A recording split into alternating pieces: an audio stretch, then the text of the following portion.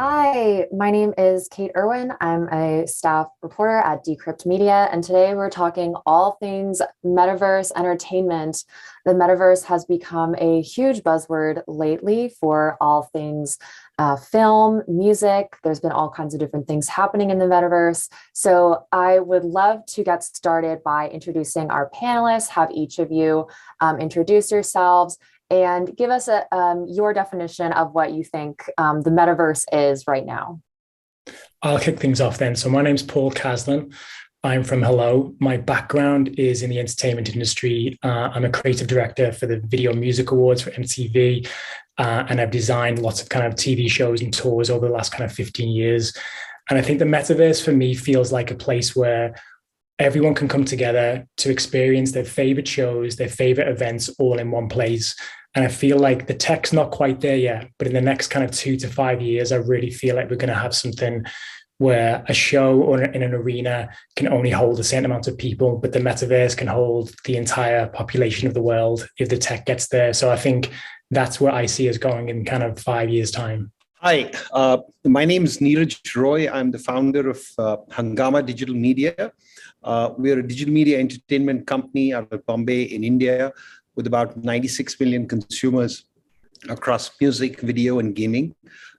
India is one of the most vibrant entertainment economies in the world. We produce about 1,500 films a year. Our films are viewed in about 127 countries, dubbed in 35 different languages. There's almost about 4.2 billion admission tickets. And the metaverse to us as a digital media entertainment company frankly, is at a phase right now where perhaps the internet was, say, in the mid to late 90s.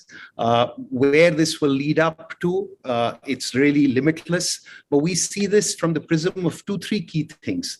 The first is the virtualization and the entire element of bringing in avatars into the ecosystem, not just of fans and consumers, but also of artists, of talent, and that entire fan connect is fascinating. The second component to this is the ability to do multiple elements and really fuse programs into both just digital only as well as phygital experiences. And I'd love to talk about more as we get along.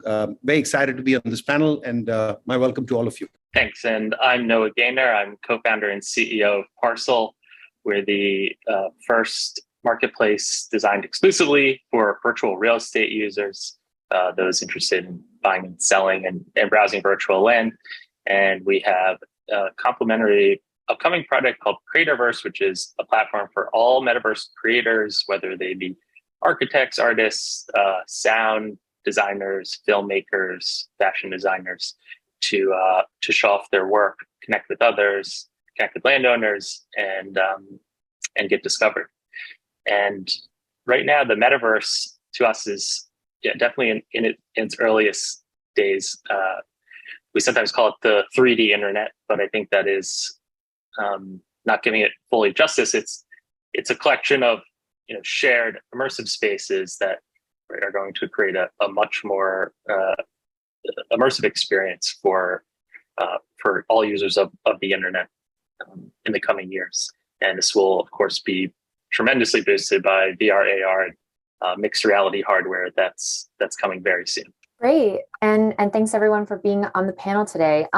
So I would like to start off by asking each of you, what metaverse experiences are you seeing right now or have you participated in that you think are working really well right now, given the state of where the technology's at and given the different offerings that the entertainment industry is bringing into the space? Yeah, the first really great kind of entertainment experiences we've seen in the metaverse have been through music. And concerts. So a couple notable ones are deadmau5 performed at Metaverse Festival in Decentraland. Grimes hosted a concert that closed out Metaverse Fashion Week. And also in the non-blockchain world, we've seen Travis Scott in Fortnite put on an enormous concert, which apparently grossed him $20 million, including merchandise, versus the 1.7 million from a regular show. So you can see the potential here, and he wouldn't even have to leave his living room. So these are all very exciting, and we expect to see many more like this in the coming year. And then I think then film and video will also begin to see more of.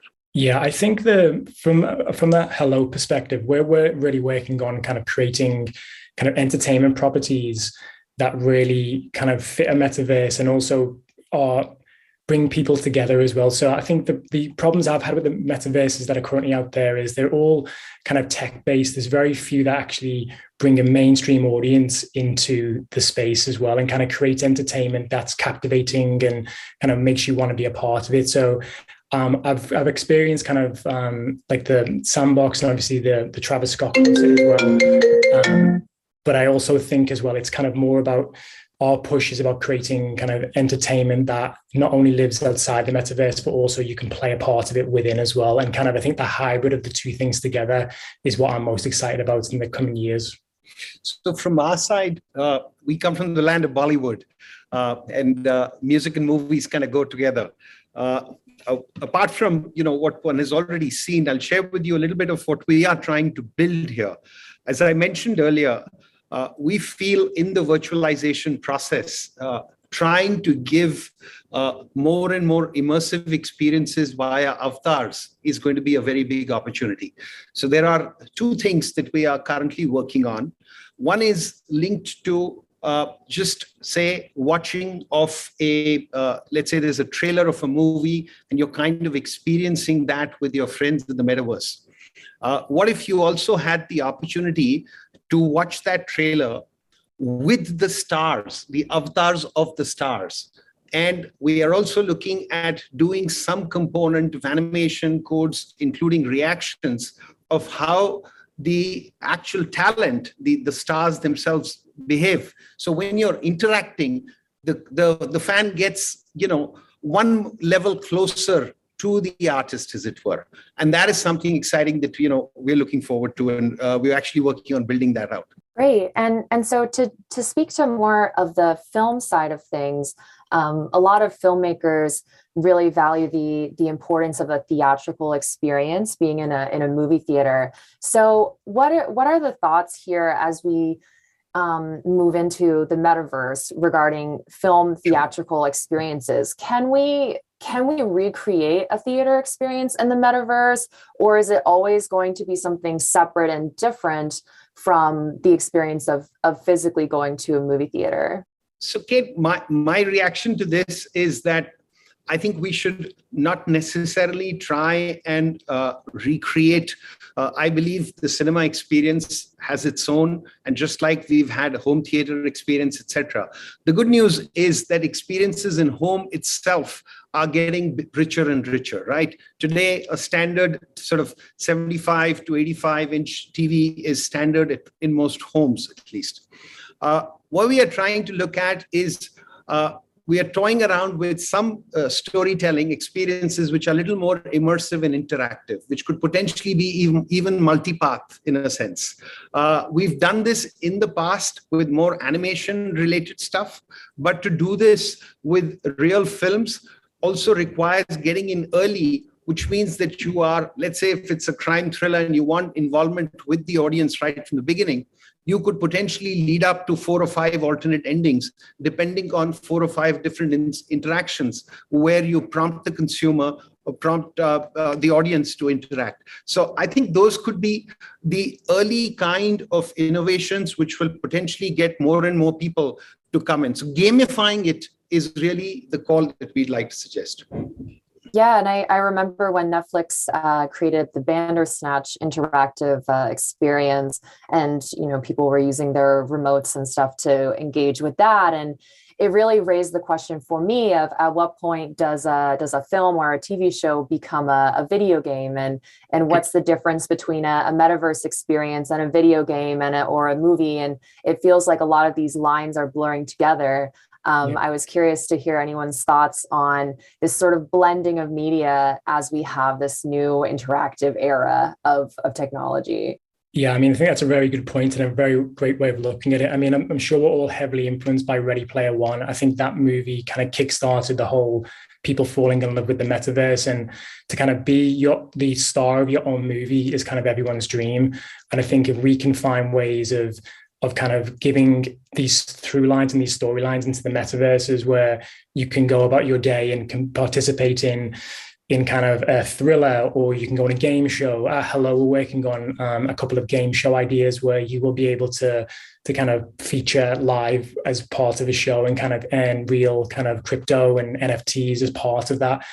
So I think it's kind of in the real world, we're kind of tied to our physical forms, but I think in the metaverse, you can go wherever you want and be whoever you want. So I feel like if Kate, you're a good example, you can be whoever you want. You could go and be a rock star or a superhero. And I think that is exciting for, I think, all of us. Is our inner children speaks to that. And I think that's something that we all, I'm sure, would agree with, that I'd love to be a superhero for sure. Yeah, I totally agree. I think the definition of a film is going to expand very broadly. And today we think of it as sitting in the theater, but imagine a 3D film where there's something going on at all scenes, and you can look around and see things that you wouldn't see on just the flat screen. And also, I think the community will become a much bigger part of designing, planning, writing, and acting in these films or games, whatever you call it, through NFT ownership. Definitely. Yeah, to Noah's point, sorry, Kate, as he was looking up and down in the sort of metaverse, it kind of takes the whole concept of Easter eggs to a whole different realm, right? Yeah. Think of it, in that sense, because you can keep on changing the Easter eggs. It can dynamically change as well. So very, very interesting. And just another thing as well, as Noah mentioned, is we're super excited about IP and NFTs, and how in the old model, in the studio model for like TV and movies, it was broken in that you had to know someone to get your idea off the ground. But the beauty of crypto is that, and NFTs is that, we are the audience, we are those producers, we are the people that can fund these ideas. So something at Hello we're really digging deep into is how can we cut out the middleman or woman and work out a way of kind of crowdfunding these great ideas that people have, but potentially they just don't have the contacts that we on this panel have in the real world. That's a great segue. I would love if we could speak more to the applications of crypto and NFTs in the metaverse. What would each of you say to companies like Roblox that aren't currently using crypto in their metaverses? Is crypto important, or is it essential for the metaverse? Do we need it? If so, why? And what are your thoughts on the fact that some metaverses heavily use crypto and blockchain, and some do not? I think I think crypto is a great leveler. I think crypto is a currency that is whatever crypto you'd use in each metaverse. Obviously, each one has their own. It is across the whole world. There's not like different currencies in different territories, and it's a great leveler for everyone to be on the same playing field. So I would say that I personally feel like it needs to be crypto related. Also, the speed of transactions. I'm sure everyone watching this now has had massive issues with their bank. Chase Bank, if you're watching this, please let me get my transactions through. And I think it really kind of like hits. I think getting rid of the middle people in this whole, and that's what I love about crypto, the decentralization of it, and just cutting out the middle person, I think is great. And I feel as when you have fiat or any kind of real world currencies, it kind of just is only one step in there. I think if we're going to do this, we need to do the whole hog. We need to go all in on this. Yeah, absolutely agree with what Paul is saying. And I think, what I would say to Roblox is you have to let your community own these assets in order to compete with the blockchain-based virtual worlds. And ownership can extend in a lot of different ways. So like funding a film through an NFT sale, like that feels like a no-brainer. And you think about Star Wars, for example. If they issued 100 NFTs as a collectible in 1977, how much would those be worth? How much would the community value those? It would be like effectively endless. But there's more utility too. It's not just investing. You can take ownership. You can maybe own a certain shot of a film, a page of a script, and then maybe also some of the fees from the box office, licensing fees, and then maybe also determine how that story ends. So again, it all boils down to ownership, which is settled on the blockchain.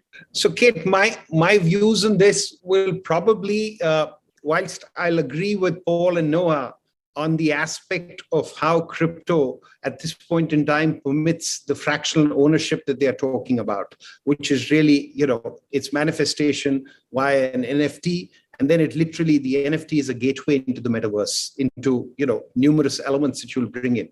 But I also believe that for all of us who believe that this is where it's heading. I mean, there are already some reports which are suggesting by 2030, the metaverse ecosystem alone could be about 14 trillion.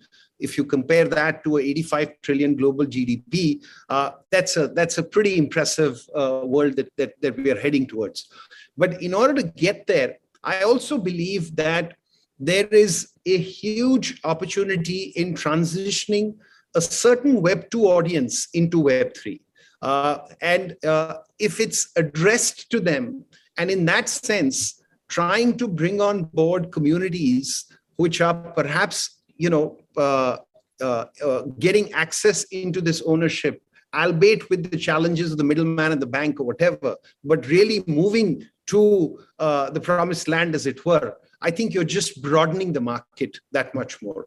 And therefore, I would say, I speak from a market like India, where one of the second largest internet market in the world. We're still adding 6 million new internet consumers each month. There would be probably about 50 to 60 million sort of community on Web3, as opposed to about an 800 million community on Web2. But being the youngest market in the world, with like close to about 54% of the population below 25, I think we'd be leaving money on the table if we didn't have a transition to move that community over there. So completely agree on the fractional ownership, but I think, we've got to sort of move in both directions and co-opt these communities. Yeah, actually, that's a very good point. I think not tricking, but kind of making people understand that Web 2 and Web 3 are going to meld together in the future. I think it's really important. And I think it is to the point there, I think finding a sweet spot to make people almost forget that it's Web 2 or Web 3 and just find a way in to what we're all into. Now, it's a bigger crypto conversation, but I'm sure all of us watching this and on the panel all delved into this crypto journey at one point, and it's scary for people to come in. And I think that's a very good point about how Web 2, everyone's kind of come to terms with it. Everyone loves it. It's second nature to everyone. And I think the second we get that into Web 3, I think that's when we're really going to see those numbers and you were just talking about. Yeah, totally agree with Paul. And yeah, abstracting away the on-ramp, I think, will be really important. And if we can do it in a way where it's just, hey, I'm already a filmmaker or creator, now I can do that same job and earn potentially more using this other platform, that's going to be the ticket. And they may not even realize they're using Web3 in the beginning, which is fine. And I think also it's going to take one person to do it. Like, obviously, in this industry at the moment, Snoop Dogg, everyone loves Snoop Dogg. Everything he does turns to gold. And I live in West Hollywood, and I've got lots of kind of entertainment industry friends, and they're all looking in at kind of, okay, well, who's going to do this first? And I think once one celebrity or one filmmaker or one huge producer does this, the floodgates are going to open. And once it's good for one person, it's good enough for everyone. So, I mean, there's a lot of people, I'm sure you guys on this call will agree, there's a lot of people on the sidelines at the moment waiting to see what happens over the next year in crypto and Web3 and NFT to jump in. And then once the big boys are in here, I think it's going to be, that's when your mums, your dads, your aunties, your uncles are all going to come flooding in saying, how can I buy some Bitcoin and Ethereum, and hopefully Hello and the other coins open here. Absolutely. And just to add to your point, Paul, see, if you look at the last 5-7 years, one of the segments, which is as much part of the entertainment economy, is the short video market, right? Now, the short video is a different kind of storytelling. Why should we be looking at cinematic experiences being 2 hours or whatever? So there is a democratization of creators that's already happened. The aspect is with fractional ownership and with enhanced distribution, can we take these stories and really unlock the full value to those who are involved in the project in every sense of the way. And I think that's where NFTs and the entire transition into the metaverse comes alive in a very big way. Definitely. And so what I've noticed as someone who's been covering the metaverse space and metaverse real estate specifically for about 6 months or so now, it seems that the metaverse real estate speculation surrounding the price of land on different platforms, it seems to maybe be slowing down, but not really. It really seems like the prices of metaverse land across the board, continues to be pretty high. And it seems like a lot of people are buying metaverse land out of like speculation and sort of doing this like virtual real estate speculation. We're seeing that with Sandbox, Decentraland, Yuga Labs, this other side mint where they minted deeds to their land as NFTs. What I want to know is whenever I poll my Twitter followers or people on social media, if they're actually using the metaverse, most of them say that they're not. And I've done that multiple times. And it seems like a lot of people are they hold NFTs and they maybe own some metaverse land, but they're not actually using it right now. That's just something that I've noticed. And I was wondering if any of you wanted to weigh in on that thought. That is this just like speculative real estate still? At what point are people actually going to start using the land that they're buying? Or do you have a different experience? Do you think that people are actually using this land? I think, going back to something I mentioned earlier, I think everyone's excited about the tech at the moment, but no one's actually making things that people want to go to the metaverse for. There's no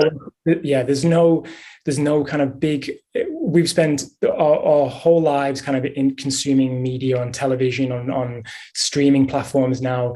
And the metaverse feel like everyone's just set up their tech and they're just waiting for the communities to populate it. But it's on us. It's on us to go and create captivating entertainment, great movies. Like, how amazing would it be if we all kind of, like, our community sent in scripts for movies they wanted to make and we got a movie made. And then not just you could watch that movie in the metaverse, but you could play that movie in the metaverse.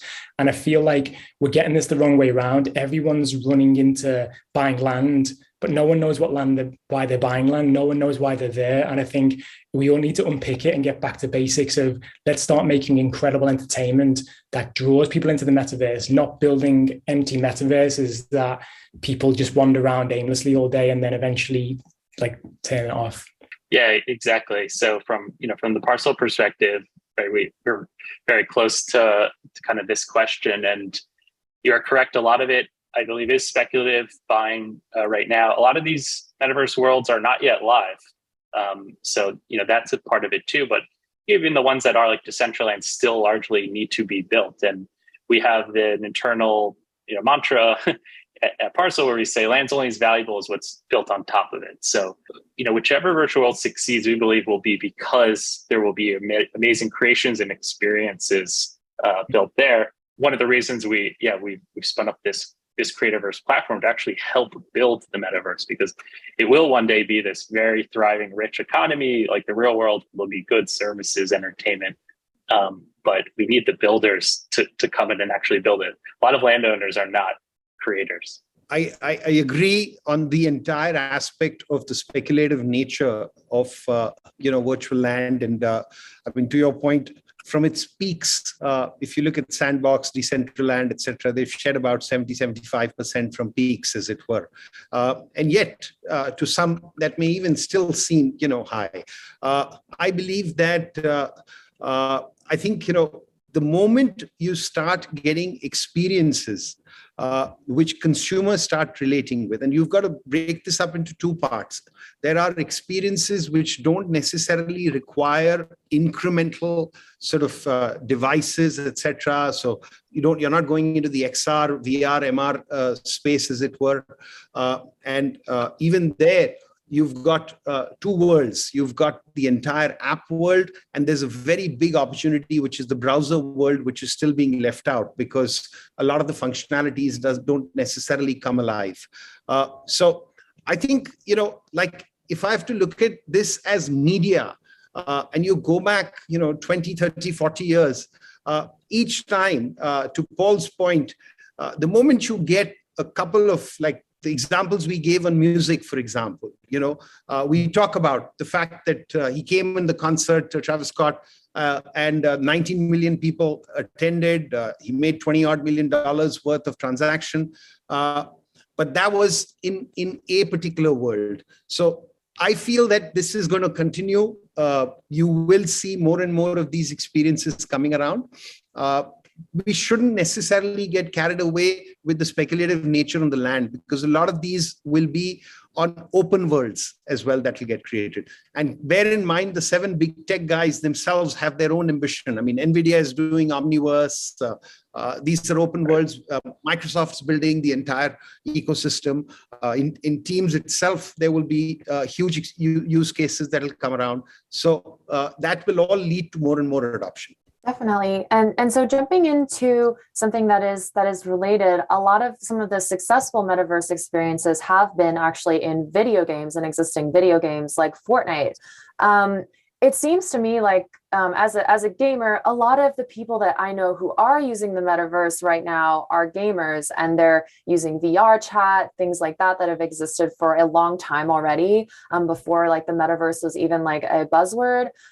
So what I would like to know is, to each of you, how do you think gamers and other people can come around to this idea of like a blockchain-based metaverse? There's a lot of contention in the gaming community and backlash surrounding crypto in general, partly due to mining and other reasons. But I was curious what your thoughts are on helping onboard gamers into a metaverse and metaverse entertainment, because they are already, they have the hardware, they are the most equipped audience for metaverse content. They are the ones who are already spending time on their computer a lot. So curious to know if you have any thoughts on how we could maybe change the narrative or onboard people that are wary about crypto. Yeah, I mean, I think with a lot of crypto markets, as we saw with like ICOs, DeFi, then art NFTs last year, incentives drive behavior, and that's some kind of incentive, whether that's a token, like ERC20, or ownership of an NFT. That's really what's gonna, I think, initially drive people in. While that may not be sustainable, to give tokens away forever. Hopefully, once those people are on, they see how amazing the blockchain technology is. Like, hey, I own this sword in one game, I can actually now shift it over to another game, and it's just as valuable in that other game's economy. Hopefully that will be the kind of the light bulb moment where people say, okay, this is cool, this is different, and this is better than what I'm currently playing. Yeah, I also think that gamers aren't stupid. I think gamers are most switched on people out there. They can smell when something's a cash grab or when something's got is authentic and real kind of heart behind it. And I think as soon as, again, these real playable games come into the metaverse and compete with the ones that are in the real world or Web 2, I think we're going to find an influx of that. But I think gamers are on the outskirts, just waiting for entertainment quality to come up, and also the kind of not to feel as their pockets are being drained for things that aren't necessarily important. In the interest of time, I completely concur. I think gaming cannot be sort of kept aside, and that will be the first adoption for a more massive scale, acceptance of the metaverse. Even if I look at NFTs back in 2017, the origins of that really come from the gaming ecosystem. So you can't distance that. Thanks, guys. Really appreciate today's conversation. This was Metaverse Entertainment. Peace out. Thank you. Thanks for having me.